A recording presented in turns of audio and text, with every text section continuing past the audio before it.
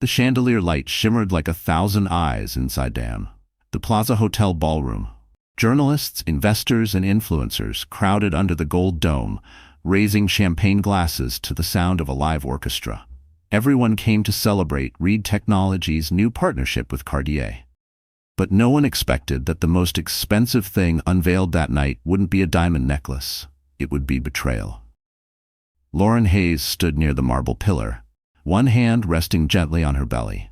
6 months pregnant, she had put on her best navy gown, the same one Carter had once said made her look like the woman of a Fortune 500 CEO. She believed tonight was his moment, their moment. But as the spotlight moved to the stage, Carter Reed, her husband, the young star of Wall Street, walked in holding another woman's hand. The room gasped in waves. Cameras clicked like gunfire. Carter smiled wide, introducing Sloan Vega, the new face of Reed Technologies' campaign. "She represents the fresh vision of our company," he said, voice smooth as a rehearsed script. The audience applauded, not realizing Lauren was right there, invisible under the glittering lights. Naomi Brooks, Lauren's closest friend and a lawyer, gripped her wrist. "Don't react," she whispered. "They want this to look clean." But Lauren's iPhone buzzed non-stop, notifications from gossip pages exploding. Carter Reed debuts model girlfriend at Cartier gala. She turned toward the mirrored wall and caught her own reflection.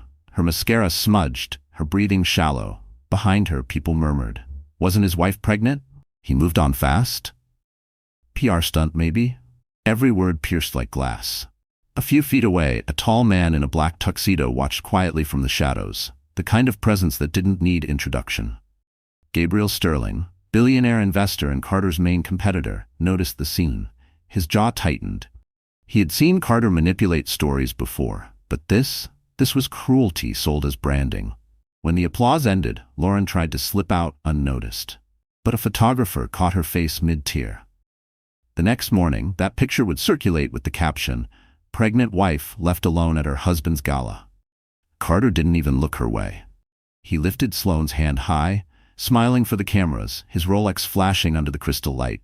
Lauren's chest constricted. The same watch she had given him on their anniversary, now part of his power couple image. She moved toward the exit, heels echoing on marble floors. Behind her, a PR assistant whispered to another, "He told us not to seat his wife. Said it would confuse the message." The phrase "confuse the message" repeated in her mind until it didn't sound human anymore. Outside, the cold Manhattan air hit her face. Snow began to fall softly, melting on her shoulders. She clutched her clutch bag tighter, as if it could hold her together. The city lights blurred through tears. For the first time in years, she realized she had nowhere to go. Not the penthouse Carter now shared with Sloan, not the home in Connecticut she'd left behind for his career. Across the street, through the limo glass, Gabriel watched her step onto the sidewalk. He told his driver to wait. Something in the way she stood, dignified even while shattered, caught him. Inside the ballroom, Carter raised another toast, laughing beside Sloan, oblivious that the photo of his pregnant wife standing alone outside the plaza would be trending by morning. Lauren turned away from the hotel lights, whispering to herself, "This isn't the end." And somewhere in the dark limousine, a voice murmured quietly, "No, Mrs. Reed, this is where your story truly begins." Morning light spilled across the floor of the Park Avenue penthouse like a lie.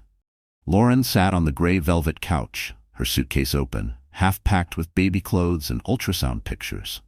Carter's lawyer had emailed her at dawn, one short message with 3 cold words, "Read the prenup." She opened her MacBook Air, fingers trembling. The PDF glowed on the screen, 22 pages she had signed 2 years ago without reading. Carter had said, "It's just a formality, babe. My investors require it." Back then, she trusted him. He was charming, ambitious, the man who brought her Starbucks every morning and promised, "We'll build an empire together." Now she saw the truth written in legal English. If she left, or if he filed first, she'd walk away with nothing. No shares, no property, no support. Even her name on the penthouse lease was temporary occupancy. It wasn't a marriage contract. It was an eviction notice waiting to happen. Her phone rang. Naomi's voice was sharp, protective. "Don't panic. I'm reading it too. There's a loophole, Section 14. If he used company funds for personal affairs, the contract's void." Lauren blinked. Company funds? Naomi's tone dropped. If he paid for that model's trip, that's your lifeline. Just then, the door lock beeped. Carter stepped in, wearing his tailored black suit and an expression that didn't belong to the man she once loved. He didn't even glance at her belly. "I've arranged for movers to come by noon," he said, typing on his iPhone without looking up. Lauren stood. "You're kicking me out? I'm carrying your children." He finally looked at her, cold, detached. "Don't make this ugly. You'll get a settlement for appearances. That's more than fair." "Appearances?" she repeated. "I'm not a press release, Carter." His jaw tightened. "You never understood business. Love doesn't scale, optics do." Something inside her broke quietly. She walked into the bedroom and saw that the family photos were gone, the silver frame of their wedding picture replaced by a blank spot on the nightstand. The closet had been emptied of his suits. He'd already moved out, moved on. A moving truck idled outside.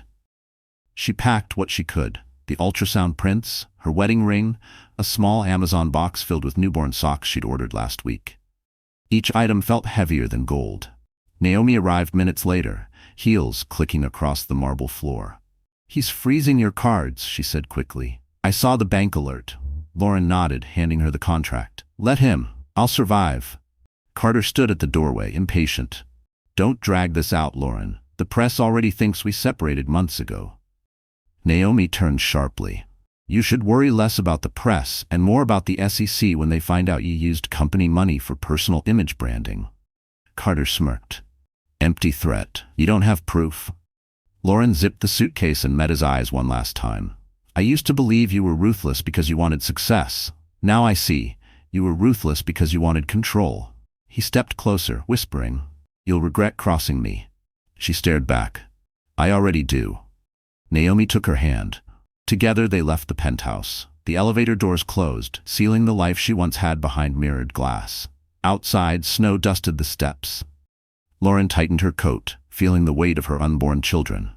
"Where now?" Naomi asked. Lauren exhaled, watching her breath fade into the Manhattan air. "Somewhere honest," she said softly. Across the street, through tinted glass, Gabriel Sterling's car idled again, same as that night at the plaza. His driver asked, "Sir, do we follow her?" Gabriel hesitated, then nodded once. "Yes, but not too close." Because for the first time, someone wasn't watching her to judge. He was watching to protect. The River Cafe shimmered beneath the Brooklyn Bridge, its glass windows glowing like candlelight against the East River. Snow drifted softly outside as the skyline of Manhattan reflected on the water. Lauren sat alone at a corner table, her coat draped over the chair, both hands wrapped around a cup of mint tea that had already gone cold. Naomi had insisted she meet someone who might help, but not the way you think. Lauren had been hesitant. After everything, trust felt like a luxury she could no longer afford. Then the matron appeared. "Mr. Sterling is ready for you." Gabriel Sterling stood as she approached. Tall, broad-shouldered, composed, his presence filled the room without demanding it. He wore a charcoal suit, the kind tailored in silence, not vanity. On the table beside his Mont Blanc pen rested a single document folder and 2 plates of untouched crème brûlée. "Miss Hayes," he said quietly, offering his hand. "Thank you for coming." Lauren hesitated before shaking it. His grip was firm, steady, not possessive, not pitying. She sat down. "I know this feels strange," Gabriel continued, "but after what happened at the plaza, I couldn't stay silent. What your husband did wasn't just cruel, it was calculated." Her eyes narrowed. "You were there?" He nodded once. "I was an investor in Reed Technologies before he went public.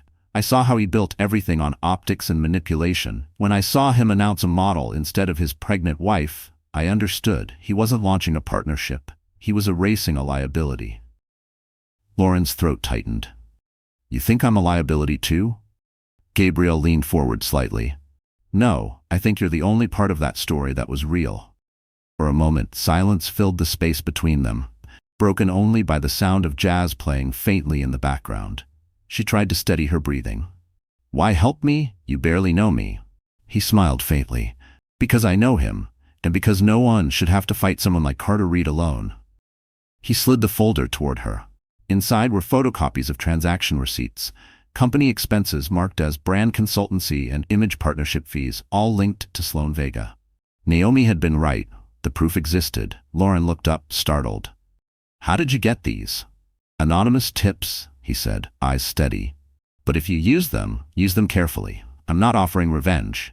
I'm offering leverage. Her gaze drifted to the window. Outside, the city lights rippled in the river's current, just like her life, unsteady but moving. She whispered, leverage doesn't fix a broken home. No, Gabriel replied softly, but it gives you the power to decide what comes next. Their waiter arrived, refilling her tea. She noticed Gabriel's wrist, an old leather watch, not flashy, a man who didn't need gold to prove his worth. You seem like someone who doesn't do charity, she said cautiously. He met her eyes. I don't. I invest in things that matter. For the first time in weeks, she smiled. Small, tired, but real. When they stepped outside, snow crunched beneath their shoes. The bridge lights glowed above, casting silver over the river. Gabriel turned to her. There's a clinic uptown that specializes in high-risk pregnancies. My family foundation supports it. I can make the call. Lauren hesitated. You don't owe me that. He shook his head. No, but you and your children deserve a safe start. The wind carried the faint scent of the river, cold, honest, alive. She looked up at the Manhattan skyline and whispered, maybe this city isn't done with me yet. Gabriel smiled slightly. Maybe it's just starting to notice you. As she stepped into the waiting car, she didn't realize that this quiet dinner would become the first ripple in a storm that would soon upend everything Carter Reed thought he controlled. And from the bridge above, the lights of Manhattan shimmered, like destiny watching her take her first real step forward. The morning sun sliced through the glass towers of Wall Street, painting long shadows across the boardroom of Reed Technologies. Carter Reed stood at the head of the mahogany table, surrounded by investors, publicists, and advisors. A giant screen behind him flashed headlines from last night's gala, his arm around Sloane Vega, his grin perfect, his betrayal immortalized. Look at the engagement numbers, Carter said, smirking as he scrolled through analytics on his iPad. Our rebrand went viral. We've added 30,000 followers overnight. This is how you turn a personal narrative into market confidence. His PR chief, a woman named Jenna, shifted uncomfortably. The problem, sir, is that your personal narrative has a heartbeat. The wife you left. People are starting to talk. Carter's jaw tensed. She's irrelevant. I told you to scrub her presence from all press photos. Keep the focus on Sloane. But the tabloids picked up a shot of her outside the plaza. It's trending on Twitter. Carter's expression darkened. Then drown it with noise. Push new content. Post the Cartier partnership, the Beverly Hills photo shoot, whatever it takes. He didn't notice the assistant in the corner, typing notes silently, recording every word. Meanwhile, across town, Naomi Brooks sat in her modest office, surrounded by case files and coffee cups. Her phone buzzed with a message from an anonymous number. If you want proof of Carter's misuse of funds, look at the brand invoices. Sloane Vega isn't on personal payroll. She's listed as a consultant. Naomi forwarded the message to Lauren.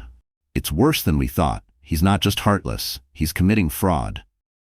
Lauren sat by the window of the small apartment Naomi had helped her rent. Snowflakes drifted outside, soft against the city noise. She placed a protective hand on her belly, feeling the twins shift. So he paid her with company money? Naomi nodded. Trips, hotels, designer campaigns, all under the corporate budget. That voids your prenup. He buried you in legal traps, but he dug his own grave. Lauren stared at the city skyline. She remembered the nights she stayed up editing Carter's presentations, the weekends she canceled family trips so he could chase investors. Every sacrifice had built the empire now used to humiliate her. On Park Avenue, Carter leaned back in his leather chair, twirling a Mont Blanc pen between his fingers. Ladies and gentlemen, he said, we're in the business of perception. Emotions don't sell, power does. Sloane embodies the future, youth, energy, beauty. A board member cleared his throat. And your pregnant wife? Carter laughed dryly. Collateral damage. The room went silent. Only the faint hum of the projector filled the space. He didn't notice that Gabriel Sterling's assistant had been quietly sitting in on the meeting as an observer, part of a merger negotiation that Carter desperately wanted. The assistant took notes, every word carefully documented. Gabriel had requested it personally. That afternoon, Gabriel sat in his own office overlooking the Hudson, reviewing the transcript. He read Carter's phrase twice, collateral damage. His jaw clenched. He picked up his phone and called Naomi. "This is Sterling. Tell Lauren she's not alone in this." Naomi exhaled, relief washing through her voice. "You really mean that?" "I don't make empty promises," Gabriel said, "and I don't tolerate men who confuse cruelty with power." In the quiet that followed, Lauren stared at the document Gabriel had sent earlier, the proof of Carter's deceit. It felt heavy in her hands, not just because of what it meant legally, but because it confirmed what her heart already knew. Carter's empire was built on lies. She whispered to herself, "He turned love into business. I'll turn truth into justice." Outside, the lights of Wall Street began to flicker on as dusk approached. Inside Reed Technologies, Carter lifted another glass of champagne, celebrating numbers he thought would never fall. He didn't know that the woman he erased had just found the leverage to end his kingdom. Snow melted into glittering puddles along Fifth Avenue, the street pulsing with winter shoppers and Christmas displays. Lauren adjusted her coat as she entered Maison Duthé, a quiet tea salon tucked between Tiffany & Co. and Cartier. Naomi had arranged the meeting but hadn't said with whom, only that it was important. Inside, the soft chime of porcelain cups and murmured conversations filled the air. A hostess led her to a table near the window. Waiting there was a woman who exuded the kind of calm that came from wealth too old to need proving. Her silver hair was tied neatly, pearls resting against a navy blazer. "Mrs. Sterling," Lauren greeted softly, instantly recognizing her. Eleanor Sterling, the matriarch of the Sterling family, mother to Gabriel and one of Manhattan's quiet power brokers. "Sit, my dear," Eleanor said, her tone polite but cool. "I don't drink coffee, too aggressive for my heart. Tea reminds me there's grace in stillness." Lauren smiled faintly and sat down. The teapot steamed between them, releasing the scent of jasmine. "I hear you've met my son," Eleanor began, stirring her cup, "and that he's taken quite an interest in your situation." Lauren straightened, unsure where this conversation was heading. "He's been kind, more than he needed to be." "That's what worries me," Eleanor replied, her eyes sharp. "Gabriel's kindness often walks hand in hand with recklessness. He's saved people before, only to drown in their storms." Lauren felt heat rise to her cheeks. "With all due respect, I didn't ask for saving. He offered help because he has a conscience, something your world seems to treat like a weakness." Eleanor's lips twitched into a small, approving smile. "You have spirit. Good. You'll need it. Do you know what being part of this family means, Miss Hayes?" Lauren met her gaze steadily. "Responsibility, scrutiny, expectations. I've lived that life once before, just without the money." For the first time, Eleanor looked almost surprised. "You think I measure people by money?" Lauren shook her head. "No, but your circle does.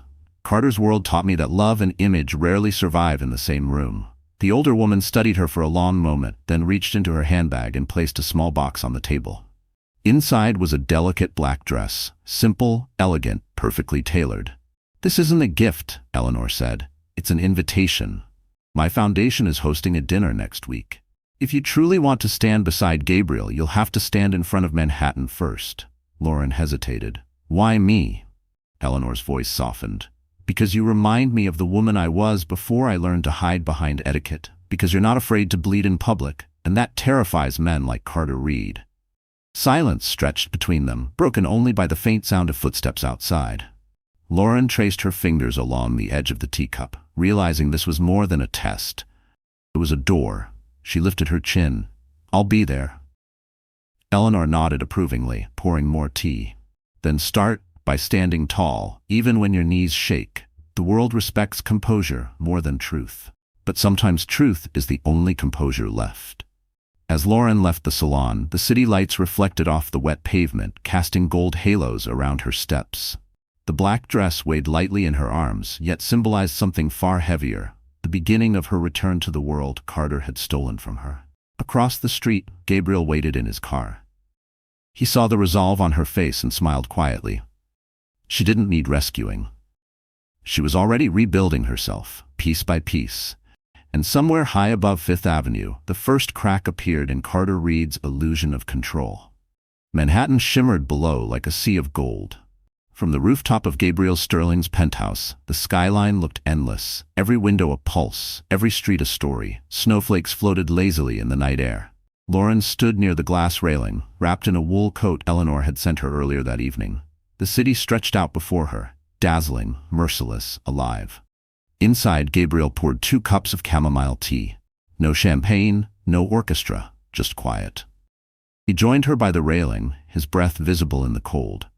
"You handled my mother well," he said, a hint of a smile tugging at his lips. Lauren gave a small laugh.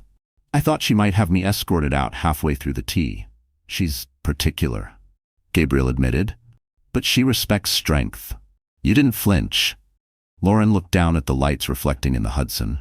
"Flinching doesn't stop anything," she said softly. "It just makes people believe you're breakable." He studied her profile, calm, beautiful, but carrying the quiet weight of everything she'd lost. "You don't have to keep fighting alone." She turned toward him, searching his eyes. "You don't even know me." "I know pain when I see it," he said, "and I know integrity when it doesn't ask for attention." Silence hung between them, heavy and intimate. He reached into his pocket, not for a ring box, but for a folded sheet of paper. "I drafted something," he said carefully. "It's a private agreement, no lawyers, no publicity. It says that if we join our lives, you remain independent. Your assets, your choices, your voice, all yours." She blinked, startled. "Join our lives?" Gabriel exhaled. "Lauren, I'm not offering a rescue. I'm offering partnership. Marriage, if you'll allow it. Not because of pity, because I want to build something real, something safe, for you and for the twins." Her heart pounded. "You can't be serious." "I don't do anything halfway." She stepped back, confused. "This isn't the right time. I'm pregnant, broken, alive," he interrupted gently, "and more courageous than anyone I know." The city wind caught her hair, brushing it across her face. "People will think you're marrying me out of revenge," she whispered. "Let them," Gabriel said. "The difference is, I don't care about perception. I care about peace." For a long moment she said nothing. The skyline glittered, car horns echoing faintly from below.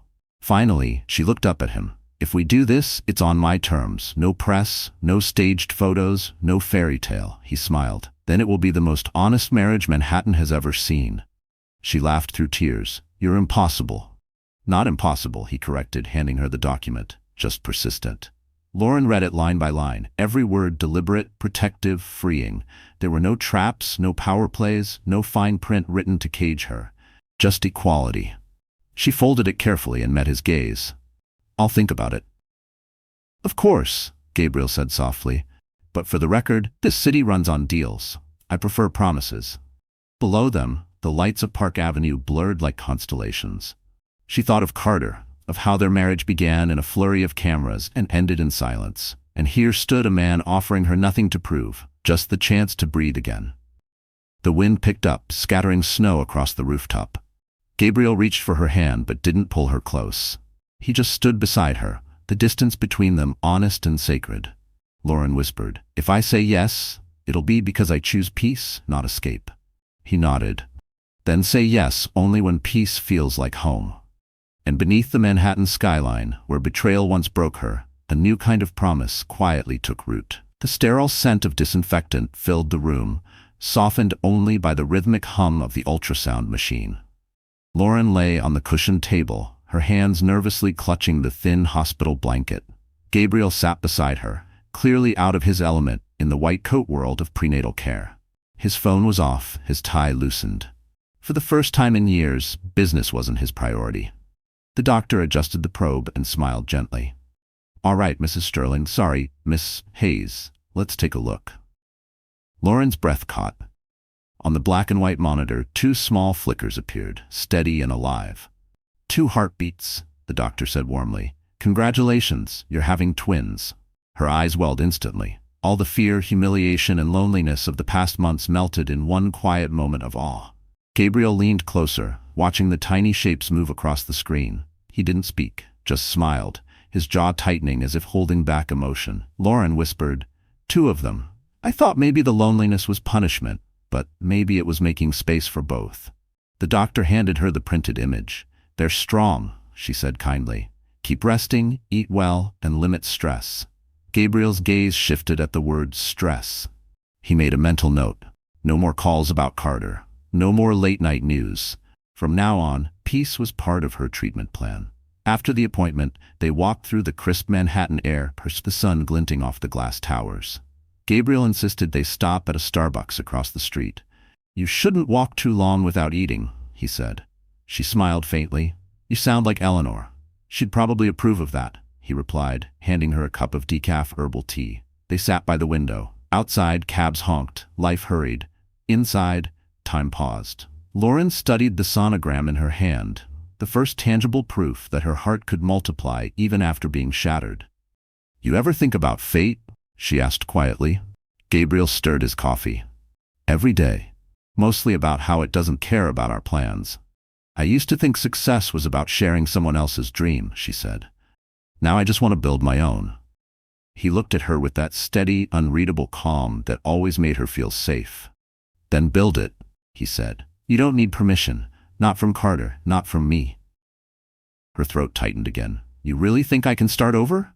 "I don't think," Gabriel said. "I know." His words landed like a quiet promise. A notification flashed briefly on his Apple Watch. A message from his assistant. "Carter's PR firm is spinning a story about your involvement with Lauren. Shall we respond?" He ignored it, turning his wrist face down. Lauren didn't need to know. Not today. When they arrived back at the apartment, Eleanor was waiting, a rare softness in her eyes. "How did it go?" Lauren smiled and handed her the print. Eleanor's hands trembled slightly as she looked. "Two of them," she murmured. "Twins run in our family, you know." "Maybe it's a sign," Gabriel said with a grin. Eleanor glanced at him. "A sign that God still loves women who endure." That evening, Lauren sat on the couch, the city lights flickering through the window. The apartment smelled faintly of cinnamon tea and rain. She traced the outline of the sonogram, whispering to the two lives inside her. "You're my beginning, not my rescue, not my revenge, just my beginning." Across the room, Gabriel worked quietly on his MacBook, pretending not to listen. But when she said those words, he looked up, smiling to himself. For the first time in months, the air felt light, the silence warm.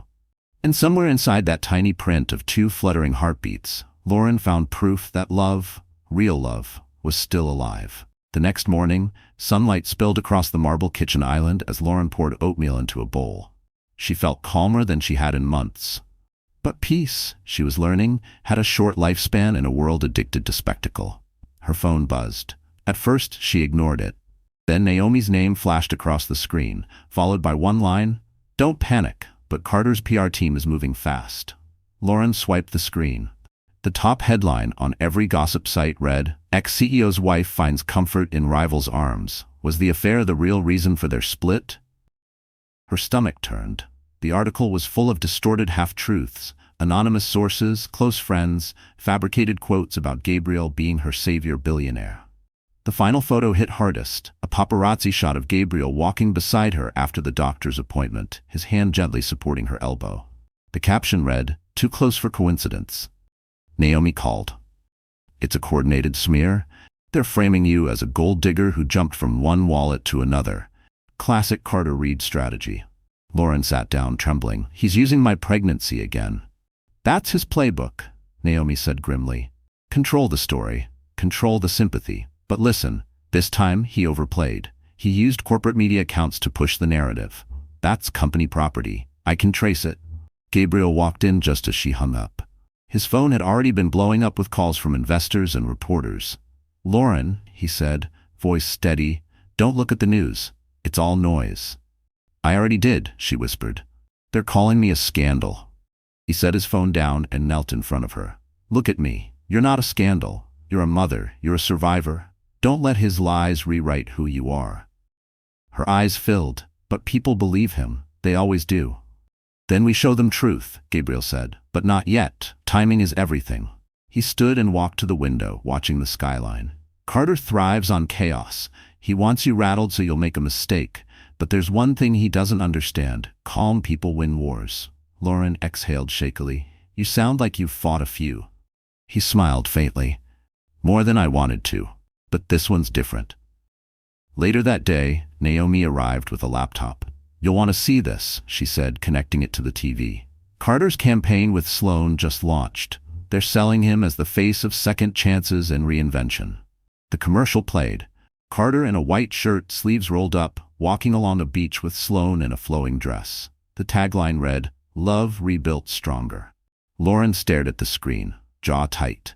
He's rewriting history while I'm still living the pain. Naomi smirked. Then let's make him choke on his own narrative. She showed them a folder labeled Unauthorized Expenses.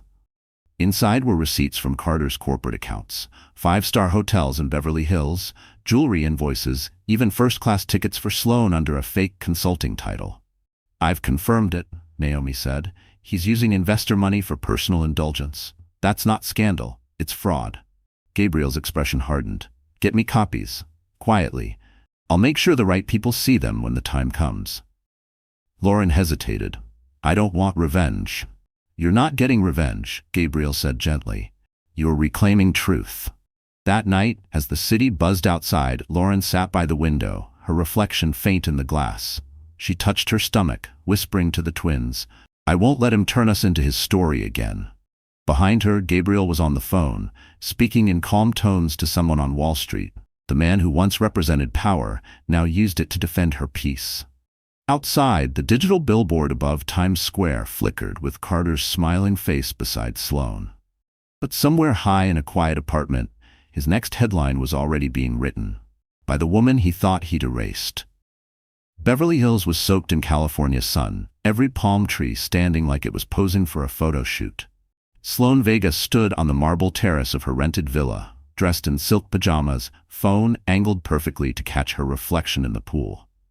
Her followers waited for their morning dose of perfection, and she gave it to them. A latte, a smile, and a caption, "Love always finds the brave." But that morning, courage looked a lot like panic. Her manager stormed into the villa holding a tablet. "We've got a problem," he said. "The investors want to freeze your endorsement deal until Carter's financial audit clears. There's noise about misuse of funds." Sloane frowned, setting down her coffee. "That's not my problem." "It becomes your problem if the brand thinks you were paid with corporate money," he replied sharply. Lauren Hayes' lawyers digging around. The name hit like a slap. Lauren Hayes, the ghost that refused to vanish. Sloane tossed her hair, forcing a laugh. "She's a nobody." Her manager didn't laugh. "She's about to become a symbol." Across the country in Manhattan, Lauren sat with Naomi and Gabriel at a conference table covered in printouts and evidence. "This one," Naomi said, pointing to an invoice labeled Image Consulting, West Coast Engagement. "This paid for Sloane's entire Malibu photo shoot. That's shareholder money." Gabriel's expression was calm, but his tone was steel. "He's laundering luxury under branding budgets." Lauren hesitated. "What happens if we expose it?" Naomi looked up. "Then Carter's empire collapses. He'll lose his investors, his seat, and his name." Lauren traced her fingers across the papers. "Then it's not just business, it's justice." Later that afternoon, Gabriel received a message from an anonymous account. Attached was a video clip. Sloane, during a live stream, unknowingly caught mid-conversation with her stylist. In the clip, she laughed and said, "Carter's PR team is so desperate. They turned his wife into a campaign obstacle. Can you imagine being that outdated?" The stylist didn't answer, only glanced nervously at the camera. Gabriel hit pause. "She doesn't realize this video just buried them both." Naomi grinned. "Public sympathy's a boomerang. When it swings back, it cuts." That evening, the video leaked. Within hours, it flooded every platform. Hashtags exploding. Pregnant and erased. Sloane speaks too much. The internet turned. Comments flooded in beneath Sloane's old posts. "You destroyed a family. He left her pregnant for you? Disgusting." Carter's phone lit up like wildfire. "Get that video down," he barked at his PR team. "We can't," Jenna said, pale-faced. "It's everywhere. Even shareholders are posting it." "Then release a statement," Carter snapped. "Say it's fake." "It's verified audio, sir." He slammed his hand on the desk. The Mont Blanc pen snapped in half.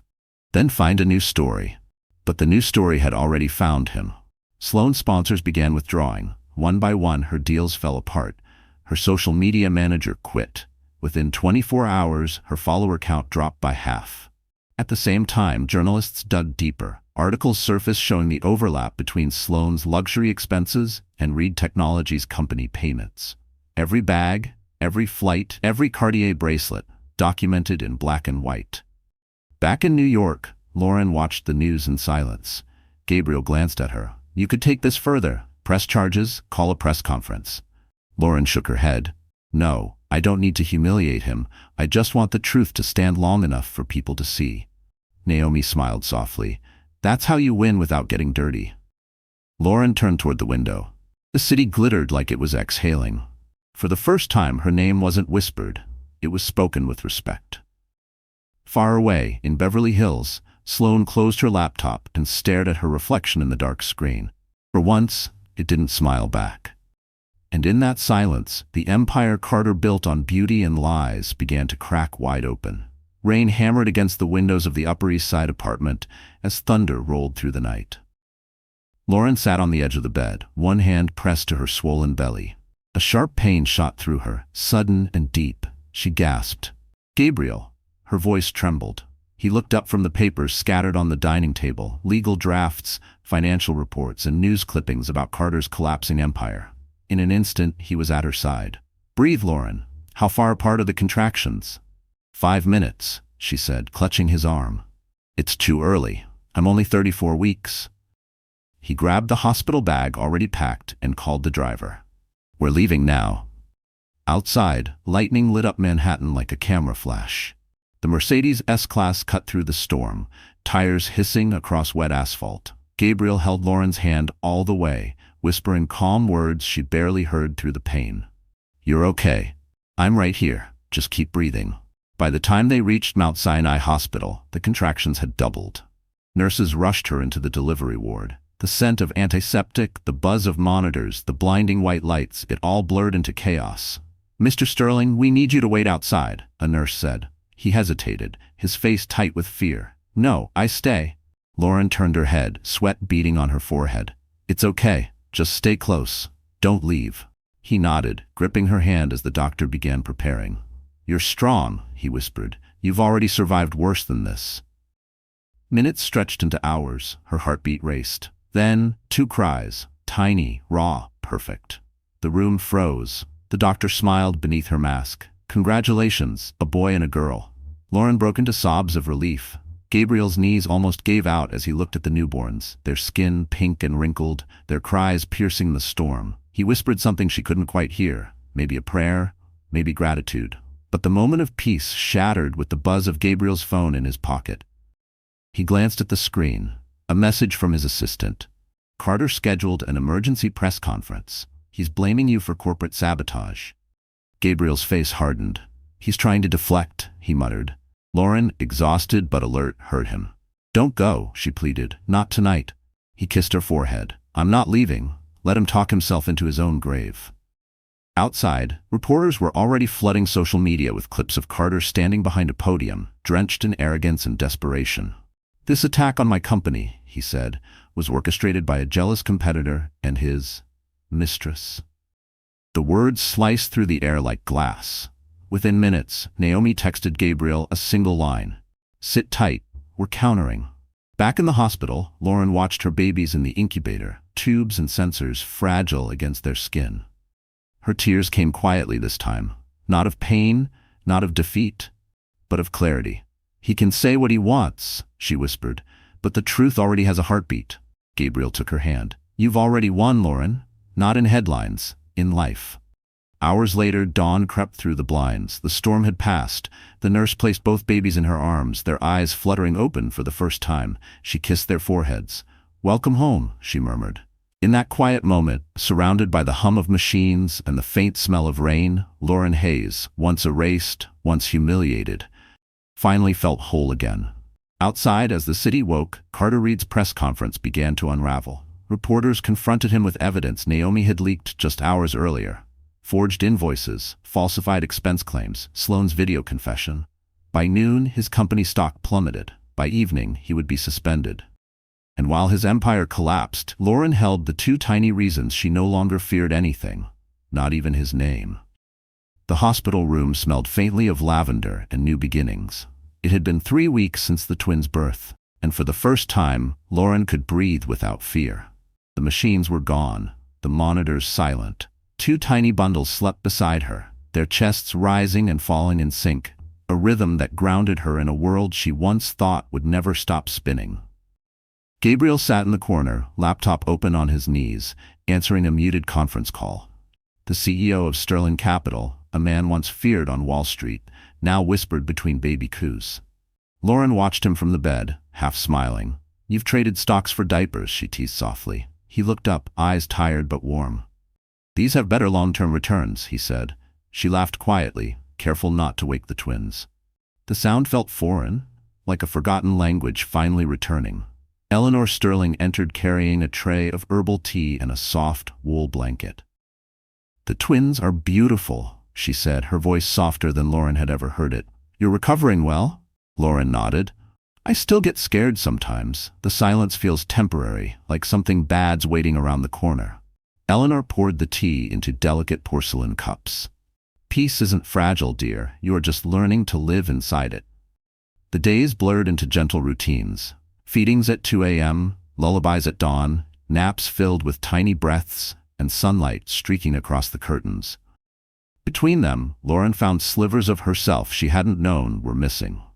When the babies slept, she'd curl up on the couch with her Kindle, reading Atomic Habits while sipping decaf coffee from a Starbucks cup Gabriel brought her each morning. "Small steps," she whispered to herself, turning each page. "Small steps rebuild big lives." But outside their bubble of calm, the world continued to unravel for Carter Reed. Naomi arrived one afternoon with updates. She dropped her leather briefcase on the counter and sighed.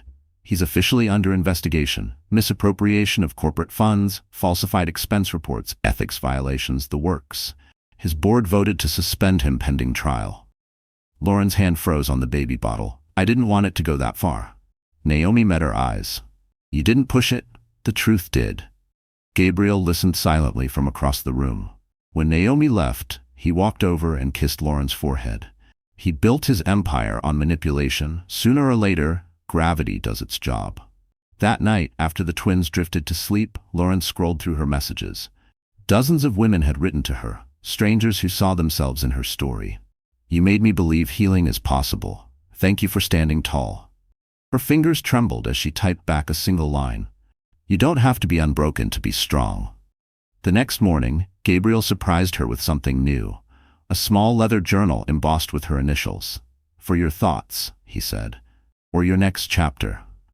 She opened to the first blank page, the smell of fresh paper comforting. Slowly, she began to write. "The day I stopped waiting for someone to save me was the day my life began." Eleanor peeked in from the hallway, smiling quietly. "You look like a woman ready to return to the world." Lauren looked up from the page. "Maybe, but this time I'll enter it on my own terms." Outside the window, Manhattan glowed gold under the morning sun. Somewhere downtown, headlines still screamed about corporate downfall and betrayal. But here, in this quiet apartment filled with baby laughter and tea steam, a different story was being written. Lauren placed her pen down and whispered to the sleeping twins, "We're safe now. That's all that matters." And for the first time since the plaza, her peace didn't feel borrowed. It felt earned. Rain streaked the office windows of Naomi Brooks's law firm, drawing crooked silver lines down the glass. It was late, almost midnight, and her desk was buried beneath folders stamped confidential. Lauren sat across from her, one of the twins asleep in her arms, the other in a bassinet beside her chair. The only light came from Naomi's MacBook and a single desk lamp, throwing long shadows across their faces. Naomi leaned back, rubbing her temples. "There's someone inside Reed Technologies who wants to talk," she said quietly. "They reached out through an encrypted email. Claims they have evidence Carter used company funds for personal gain. More than we already know." Lauren frowned. "Why now?" "Because they're scared," Naomi replied. "They've seen how he treats people who cross him, but they're ready to come forward if we can guarantee protection." Gabriel entered the office, coat still damp from the storm. He handed Naomi a USB drive. "This came to my team's anonymous tip line," he said. "Payroll spreadsheets, bank transfers, photos of receipts, all matching the Beverly Hills spending." Naomi's eyes widened. "It's the same trail I was following. Whoever sent this, they're risking everything." Lauren rocked the baby gently. "Then we protect them," she said firmly. "Nobody should lose their life for telling the truth." Gabriel studied her face. Even under exhaustion, her voice carried calm authority. "You've changed," he said softly. She smiled faintly. "Maybe I just stopped apologizing for surviving." The next day, Naomi arranged a secure meeting at a diner in Brooklyn, neutral ground. The whistleblower was a young woman named Emily Torres, Carter's former accounting assistant. Her hands shook as she stirred her coffee. "I kept copies of everything," she whispered. "I couldn't watch him destroy people anymore." Lauren leaned forward. "What made you decide to come forward?" Emily's eyes filled with tears. "When I saw that picture of you at the plaza, you looked broken, and I realized he breaks everyone he can't control." Naomi placed a recorder on the table. "You'll be under federal whistleblower protection. Once this goes public, they can't touch you." Emily nodded and slid a small folder across the table. Inside were bank records showing Carter's signature authorizing payments to Sloan Vega, labeled as marketing research. Gabriel scanned them. "This is it," he said. "This is what buries him." Emily hesitated. "Just promise me. He won't find me." Lauren reached across the table, covering her hand. "He won't, not while we're still standing." Later that evening, back at the apartment, Lauren sat by the window with both babies asleep beside her. The city glowed in the distance, a mix of chaos and beauty. She thought of Emily, of the fear in her eyes, and realized something powerful. Carter hadn't just taken from her. He had created an army of people ready to see him fall. Naomi's voice came through on speakerphone. "I filed the preliminary motion. Once the SEC receives the documents, they'll open an investigation within 72 hours. By then, the story will be public record." Gabriel's gaze met Lauren's. "This is the point of no return. After this, his empire burns." Lauren nodded. "Then let it burn, but no one else gets hurt." She turned back toward the skyline, watching the reflection of her own face in the glass, stronger, older, calmer. She whispered, "We're not victims anymore." The twins stirred softly, one reaching out a tiny hand as if sensing her words. In that quiet, the storm outside faded to drizzle. Somewhere across Manhattan, Carter Reed slept soundly, unaware that by sunrise, the first headline of his downfall had already been drafted. And in the glow of that midnight window, Lauren realized that justice doesn't always roar. Sometimes it whispers before it strikes. The glass conference room of Reed Technologies glittered beneath the morning sun, perched high above Park Avenue like a fortress of arrogance. 12 board members sat in silence, eyes fixed on the man pacing at the head of the table. Carter Reed. His suit was immaculate, but his composure was slipping. Sweat gathered at his collar. Outside, the Manhattan skyline reflected in the windows, a reminder of everything he once owned. "Let me be clear," Carter said, voice sharp. "This so-called investigation is a smear campaign. Sterling's behind it. He wants my company. He's using my ex-wife as bait." Murmurs rippled across the table. The chairman, an older man named Harlan, raised a brow. "We've received official notice from the SEC, Carter. They're not investigating rumors. They're investigating your expense accounts." Carter's eyes darkened. "Those invoices are doctored." "Are they?" Harlan asked, sliding a folder across the table. Inside were copies of the same documents Naomi and Lauren had uncovered. Company funds funneled into luxury hotels, jewelry, and marketing consultations under Sloan Vega's name. Carter's jaw tightened. "This is manipulation." Sterling planted that. At that moment, the door opened. The room turned. Gabriel Sterling stepped in, calm, crisp, and silent as winter air. He wasn't there as an investor today. He was there as a witness. "Good morning," Gabriel said evenly. "I was invited by the board to clarify a few things." Carter sneered. "Clarify? You're the one who's been orchestrating this circus." Gabriel set his briefcase on the table and opened it.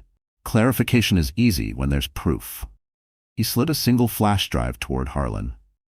"Here's a digital log of all corporate transactions for the last 2 years, downloaded from Reed Technologies' internal servers. It includes timestamps, IP addresses, and authorization codes. All signed off by you, Carter." The room fell silent. The sound of the flash drive clicking into the laptop echoed like a gavel. The screen lit up, spreadsheet after spreadsheet of numbers, evidence undeniable. One board member leaned forward. "These transactions, this isn't PR spending, this is theft." Carter slammed his palm against the table. "You think a rival's data dump proves anything?" Gabriel didn't blink. "No, but Emily Torres's signed affidavit does." A murmur swept through the room. "Who's Emily Torres?" a member asked. Your former accounting assistant, Gabriel replied. The one you threatened to fire if she ever questioned your numbers. She's now under federal protection. Carter froze. For the first time the mask cracked. She's lying. Gabriel leaned forward, voice low and steady. You built your empire on lies, Carter. But the thing about lies is they don't scale. Across the table, Harlan adjusted his glasses. We'll vote, he said firmly. Effective immediately, Carter Reed is suspended as CEO pending full investigation. All company access revoked. Carter's face went pale. You can't do this. This is my company. Harlan looked at him coldly. Was. Now it's property of the shareholders you defrauded. The security guards by the door stepped forward. Carter stood frozen, fury and disbelief warring in his eyes. You think this ends me? He snarled. I'll sue every one of you. Gabriel met his glare calmly. You can try, but first, you'll have to face the truth you ran from. As Carter was escorted out, the room exhaled. The city stretched beyond the windows, brilliant and indifferent. Later that day, Gabriel texted Lauren a single line. It's done. He's out. Lauren read it in the nursery, her twins asleep beside her. She closed her eyes, tears falling silently. For months, she dreamed of justice. Now she didn't feel triumph, just release. And high above Park Avenue, the man who once controlled her fate walked out of his own empire for the last time, finally powerless, finally seen. The sun rose over Beverly Hills, washing Sloan Vega's mansion in warm light that couldn't reach her heart. She stood before a mirror surrounded by untouched makeup brushes and half-empty perfume bottles, her reflection a stranger she no longer recognized. The villa was quiet, too quiet for someone who'd once lived off noise, cameras, and applause. Her phone wouldn't stop buzzing. Sponsors, agents, journalists, all demanding statements she didn't have the courage to give. She scrolled through her feed, watching her empire crumble in real time.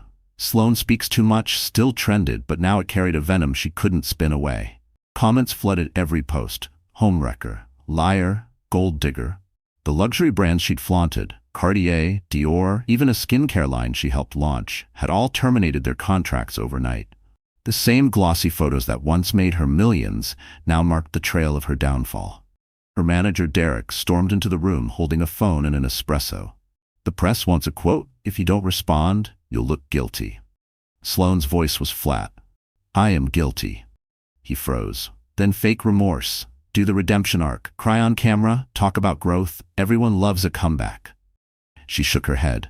No one forgives the woman who replaces a pregnant wife. Derek sighed. Then at least apologize. Control the damage. But Sloan wasn't listening. She stared at a framed photo of her and Carter from their first joint campaign. Him in a crisp white shirt, her in diamond earrings, both pretending it was love. Her stomach churned. He said we'd be unstoppable, she whispered. He said I'd never have to look over my shoulder again. Now all she had was silence, and the weight of his broken promises. Meanwhile, in Manhattan, Naomi and Gabriel watched the fallout unfold from his office. Her statement's coming any minute, Naomi said, scrolling through her iPad. Her PR team is panicking. Lauren sat beside them, calm but distant, rocking one of the twins in her arms. I don't hate her, she said quietly. I pity her. She traded her soul for a headline, and the headline expired. Gabriel nodded. Carter built people like brands. When they stop selling, he discards them. On the West Coast, Sloan's phone buzzed again, this time a call from Carter.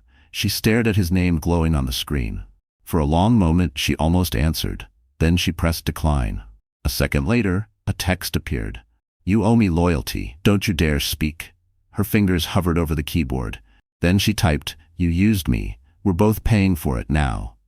She hit send and hurled the phone across the room. The sound of shattering glass echoed through the empty house. Moments later, Derek returned, breathless. CNN just released it. The SEC froze Reed Technologies' assets. Carter's under investigation. It's over. Sloan sank into the couch, eyes vacant. No, she whispered, it's finally beginning. That afternoon, she posted a video. No filters, no lighting, no glamour. Just her in a gray sweatshirt, bare-faced. I owe an apology, she said to the camera. Not for falling in love, but for helping someone destroy a woman's life. I thought I was winning. I was just another prop in his performance. The video went viral, not with hate this time, but with eerie silence. People didn't cheer her confession. They mourned her emptiness. In Manhattan, Lauren watched the clip and exhaled softly. Maybe that's her first honest moment, she murmured. Gabriel looked at her. And your last tie to that past just disappeared. Lauren smiled faintly, holding her baby closer. Good. I'm done living in someone else's story. As dusk settled over Beverly Hills, Sloane turned off her phone for the first time in years. She walked outside barefoot, the sky glowing orange, the air heavy with regret. And for the first time, she faced a sunset without a camera, just a woman watching the empire of lies finally fade to black. The courthouse on Center Street was packed, the air thick with tension and flash photography. Reporters lined the marble steps, shouting questions that bounced off the cold stone walls. Lauren, are you testifying today? Do you still have feelings for your ex-husband? Is it true the Sterling family funded your legal team? Lauren kept her gaze forward, her posture steady. Dressed in a tailored navy suit that Naomi insisted on, she looked like the version of herself Carter had tried to erase. Strong, centered, untouchable. Gabriel walked beside her, a quiet wall of calm in a gray coat. Inside, the buzz of whispers followed them down the corridor like a storm. Naomi met them outside the courtroom, files tucked under her arm, her voice low but fierce. He's coming in with a full defense team. Expect them to play dirty. Lauren nodded. That's all he knows. Inside, the courtroom hummed with restrained chaos.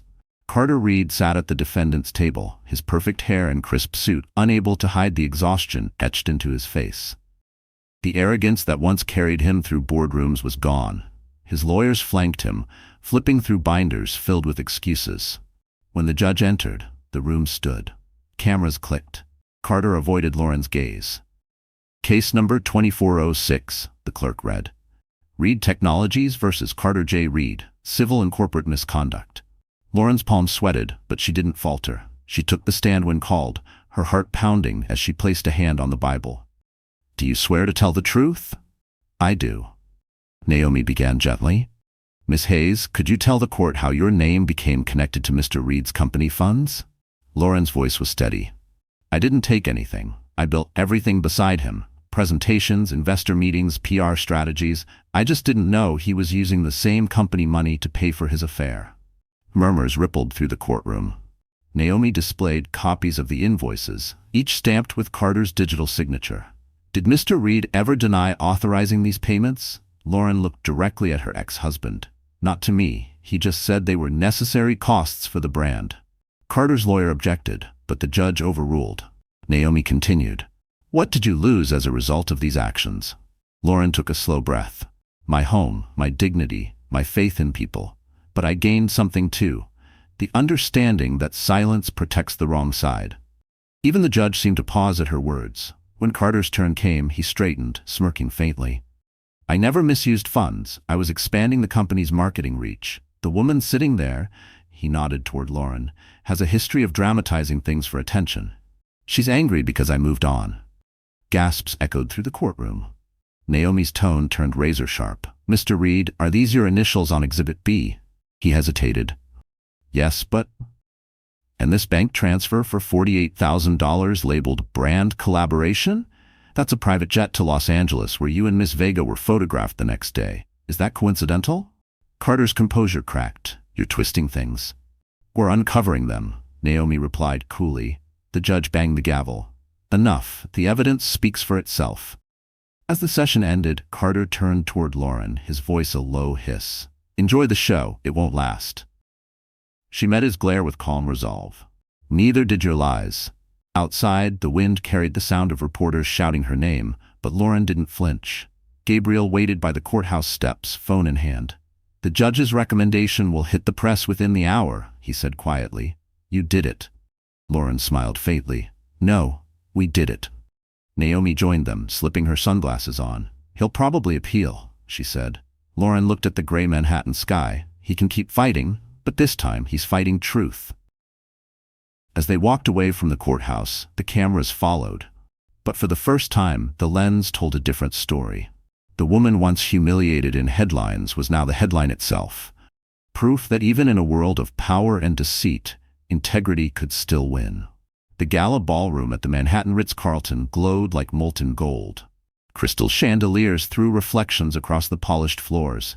Violins hummed softly. and the city's elite gathered under one roof. Executives, philanthropists, and familiar faces from the business pages. It was the annual New York Healthcare Foundation dinner, the same event Lauren had once attended years ago as Carter's silent accessory. Tonight, she was returning under a different name, Lauren Hayes Sterling. She stood near the entrance, clutching a modest clutch, the black gown Eleanor had chosen fitting her like quiet armor. Gabriel adjusted his tuxedo beside her, eyes full of pride. "You ready?" he asked. Lauren inhaled deeply. "I'm not sure anyone's ever ready to face ghosts in the same room," he smiled. "Then face them anyway." Eleanor approached, elegant in a silver dress, offering her arm. "The moment you walk through that door, you stop being what they said you were. You start being what you became." The doors opened. The murmurs began instantly. Heads turned, whispers rippled, some in awe, some in disbelief. "Is that her? The ex-wife? She looks radiant." Lauren smiled politely as flashes of cameras caught her face. For the first time, the attention didn't burn, it illuminated. She was no longer someone's scandal. She was her own story. The evening unfolded with toasts, laughter, and the soft clinking of glasses. Lauren took her seat at a table near the stage, across from hospital executives and charity directors. Her foundation, funded partly by the Sterlings, was being recognized for its maternal health initiatives. When her name was announced, the applause was warm, genuine. She rose, heart pounding but steady. Naomi, seated nearby, mouthed, "Go get them."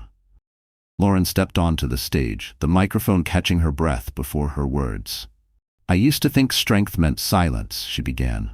"That dignity meant enduring quietly, even when the world mistook cruelty for confidence.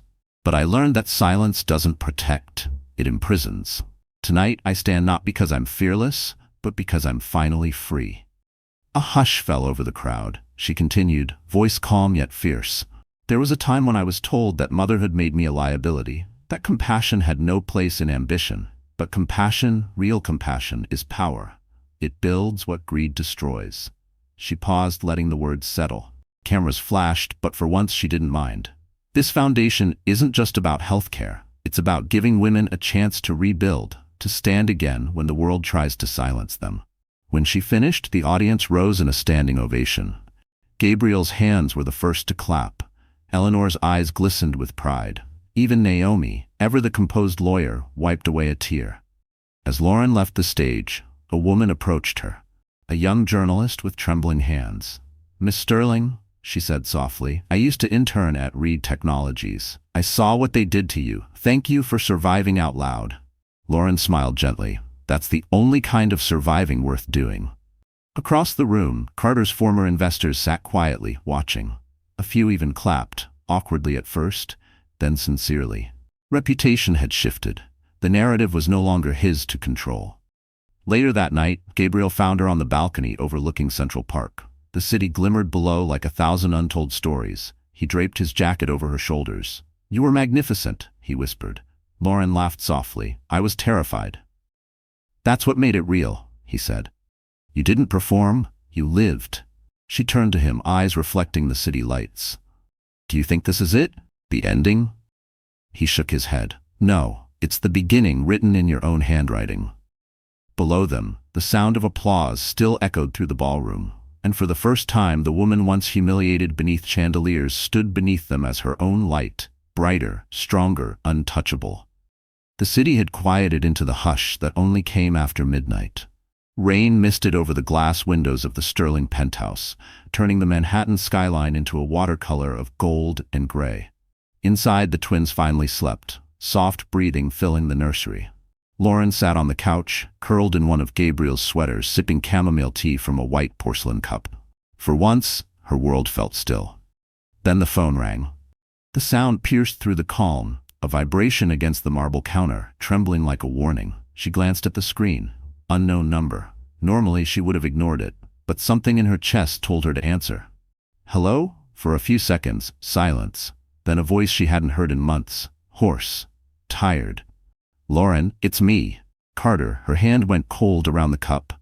"What do you want?" He let out a bitter laugh. "You sound different, stronger. Guess the billionaire life suits you." She didn't reply. In the background she could hear muffled noise. A bar? No, an empty apartment. Bottles clinking, the sound of defeat. I thought I'd call, he said, his tone slurred but uneven. Everything's gone. The board froze my assets. The investors want my head. Sloan left. The house is empty. I don't even have my name anymore. Lauren stared at the city lights, heart steady. That's not my problem. I know, he said softly. But it used to be. You used to care. She swallowed hard. I cared until you made caring look like weakness. There was a pause. You think I don't regret it? He asked. You think I planned for it to end like this? I didn't know how to stop needing to win. Her voice was quiet, almost kind. You didn't need to win, Carter. You needed to be decent. He laughed again, bitter this time. Maybe. But decent doesn't build empires. And greed doesn't keep them, she said.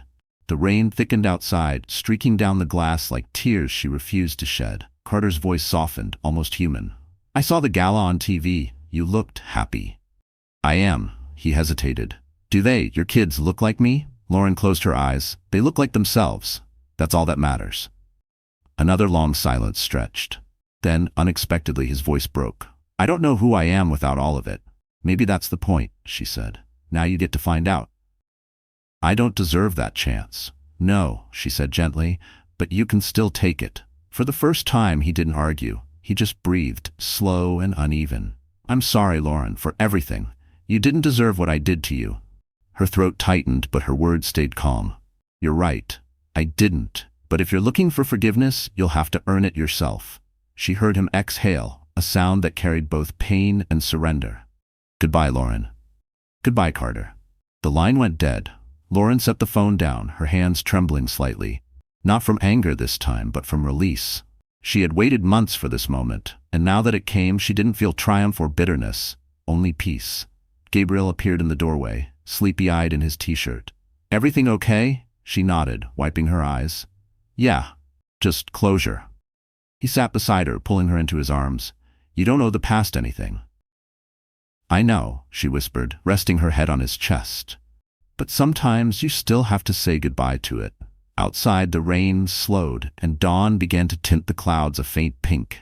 Lauren watched the light shift across the skyline, feeling the final thread of her old life unravel quietly. And somewhere across the city, a man who once had everything finally understood what it meant to have nothing, while the woman he'd broken learned what it meant to have enough. Los Angeles glimmered under a merciless afternoon sun. The city that once worshipped Carter Reed's name now treated it like a cautionary tale whispered between business lunches.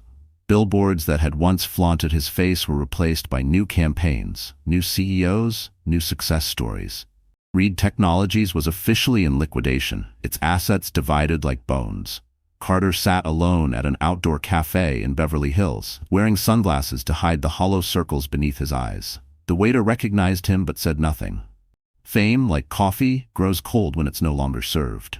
He scrolled through his phone, news headlines flashing like slow torture. SEC confirms full audit, Carter Reed to face federal charges.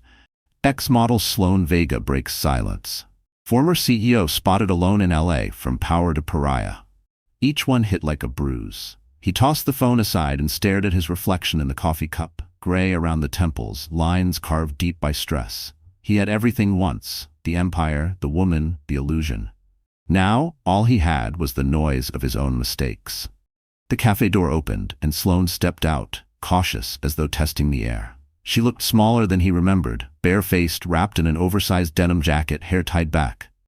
He froze. You shouldn't be here. I live 3 blocks away. No, she said quietly. Relax. I'm not here for drama. He gave a bitter laugh. That's all we ever were. Sloan took a seat across from him, studying his face. You look tired? Try losing everything you ever used to define yourself. She didn't flinch. Maybe that's what you needed. Carter's jaw tightened. You think I deserve this?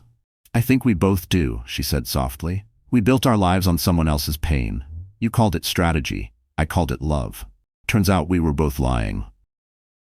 The silence that followed was heavy. For the first time, there was no performance between them. No lights, no cameras, no power to trade. Just 2 people staring at the wreckage they created. I saw her speech, Sloan said finally. Lauren's. At the gala. Carter's gaze shifted. Yeah, I watched it too. She didn't even mention your name. He nodded slowly. That's how you know she really won. A laugh escaped her, hollow but sincere. She looked happy, peaceful. She earned it, he said quietly. We took her peace. She built it back without us. For a moment, the wind rustled through the palm trees, carrying the faint hum of traffic and new beginnings. Sloane stood, adjusting her jacket. I'm leaving LA, maybe Paris, maybe nowhere. I need to learn who I am when nobody's watching. He stared down at his coffee. You think I can do that too? You could, she said, then hesitated. But first, you'll have to stop believing you're the victim. She turned and walked away. Carter didn't stop her this time. Later that evening, as dusk fell, he drove aimlessly through the city. The luxury cars, the glass offices, the billboards, all reminders of what he'd traded love for. He parked near Mulholland Drive, overlooking the glittering expanse below. For a long time, he just sat there. Then he whispered to the night, I thought power would make me untouchable. Turns out it just made me forget how to touch. No one answered. Only the faint hum of the city replied, unmoved, indifferent. He reached into his jacket, pulling out an old photo. Lauren, smiling at a picnic years ago, before everything fell apart. He'd kept it, though he never admitted why. A tear slid down his cheek. You were the only real thing I ever had, he said. Somewhere on the other side of the country, Lauren was probably putting the twins to bed, her laughter echoing softly through the Sterling apartment. And as Carter watched the last light fade from the Los Angeles sky, he finally understood. His empire didn't collapse because he lost everything. It collapsed because he never learned what mattered enough to keep. Spring had finally returned to New York, the air carrying the faint sweetness of blooming cherry trees. Central Park shimmered beneath the soft morning sun, children laughing as joggers passed by and dogs chased frisbees across the grass. Lauren pushed the twin stroller along a quiet path lined with tulips, her scarf fluttering in the breeze. Gabriel walked beside her, holding 2 small coffees and wearing that easy smile that always seemed to ground her. This place feels different now, she said, glancing around. Last time I walked through Central Park, I was scared of everyone looking at me. Now I don't care. Gabriel chuckled. That's because now they're looking at you for the right reasons. She smiled faintly. Maybe, or maybe I just stopped needing approval. They paused near the lake, where the morning light reflected off the rippling water. A man played soft jazz on a saxophone nearby, the melody floating through the air like a secret only the 2 of them could hear. Gabriel handed her one of the coffees. So tell me, he said, what's next for you? You've rebuilt your name, your foundation's thriving, the twins are healthy. What does Lauren Sterling want now? She thought for a moment, her gaze following a pair of rowboats drifting across the water. Peace, she said finally, but not the kind you hide in, the kind you live in. He nodded slowly. You've earned that. A light breeze rustled through the trees. The twins stirred in the stroller, one letting out a soft giggle. Lauren reached down, brushing her daughter's cheek with a tender hand. I used to think my story ended when Carter left, she said, but maybe that was just the prologue. Gabriel smiled. Every great story starts after the fall. They walked on until they reached a small clearing overlooking the skyline. The city looked different from here, less like a battlefield, more like a living, breathing thing. Gabriel stopped and turned to her. You know, when I first met you at the River Cafe, I thought I was helping you. She raised an eyebrow. And now? Now I realize you were the one who reminded me what purpose feels like. She laughed softly. You're getting poetic on me, Mr. Sterling. He stepped closer, his tone gentle but sure. No, just honest. For a moment, the world around them seemed to pause, the hum of the city fading beneath the rhythm of their breath. Gabriel reached into his coat pocket and pulled out a small velvet box. He didn't kneel, he didn't make a scene. He simply opened it to reveal a ring, elegant and simple, the kind that whispered rather than shouted. Lauren's eyes widened. Gabriel? He took her hand, his voice low. I don't want to rescue you or complete you or fix what's already whole. I just want to build a life with you, slowly, honestly, the way peace builds after a storm. Her eyes filled, tears shimmering in the sunlight. You already did, she whispered. But yes, I want that too. He slipped the ring onto her finger. The fit was perfect. The saxophone melody swelled behind them, the city breathing again, vibrant and alive.